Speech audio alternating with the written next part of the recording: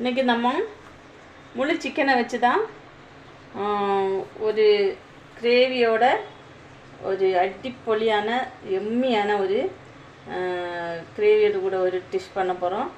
அது என்னன்னு எப்படி பண்ணுறோம், எப்படி க்ளீன் பண்ணணும்னு நான் சொல்கிறேன், பார்க்கலாம். இது வந்து ஃபஸ்ட்டு முழு சிக்கனை வாங்கிட்டு வந்திருக்காங்க, ஸ்கின் அவுட் பண்ணி வாங்கிட்டு வந்திருக்காங்க. நீங்கள் ஸ்கின் அவுட் பண்ணாமல் வாங்கினா இன்னும் டேஸ்ட்டு நல்லா இருக்கும். நான் வந்து ஸ்கின் அவுட் பண்ணி வாங்கியிருக்கேன். இப்போ நான் வந்து இது உப்பு, மஞ்சள், வினிகர் போட்டு க்ளீன் பண்ணியிருக்கேன். க்ளீன் பண்ணி இந்த மாதிரி வரிஞ்சு எடுத்துக்கிடுங்க. எல்லா இடத்துலையும் உங்களுக்கு எங்கெங்கே கோடு போட முடியுமோ அந்தந்த இடத்துல கோடு போட்டுவிடுங்க. இன்னொன்று போர்க்கு வச்சு அங்கங்கே குத்திட்டு அப்புறமா இந்த கோடு போட்டுவிடுங்க. நான் வந்து பாதி லெமன் இதில் ஊற்றிட்டேன் வீடியோ எடுக்க முன்னாடி. இப்போ இந்த லெமன் வந்து எல்லா இடத்துலையும் உள்ளே எல்லாம் நமக்கு படுறது மாதிரி நல்லா. இப்போது உப்பு கொஞ்சமாக, ரொம்ப அதிகமாக இது பண்ணிடாதீங்க. மசாலா எல்லாம் போடும்போது தேவைக்கு போட்டுக்கலாம். கொஞ்சமாக போட்டுக்கிடுங்க. எல்லா இடத்துலையும் நல்லா படும்படியாக விட்டுக்கிடுங்க.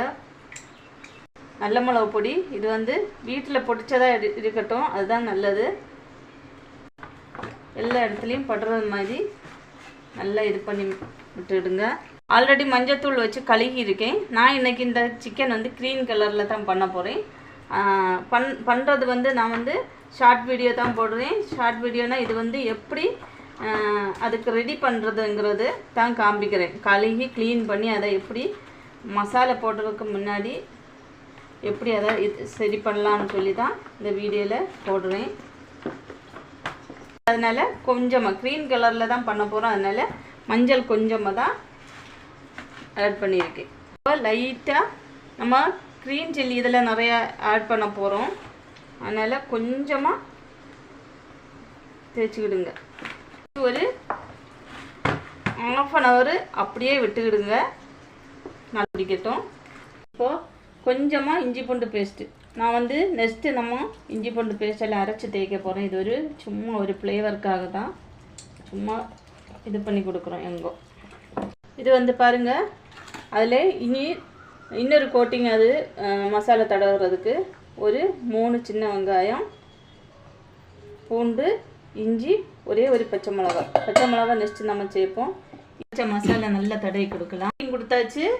இனி நம்ம நெக்ஸ்ட்டு என்னெல்லாம் பண்ண போகிறோன்னு நெக்ஸ்ட்டு ஷார்ட் வீடியோவில் போடுவேன். மறக்காமல் நெக்ஸ்ட்டு ஷார்ட் வீடியோவை பாருங்கள்.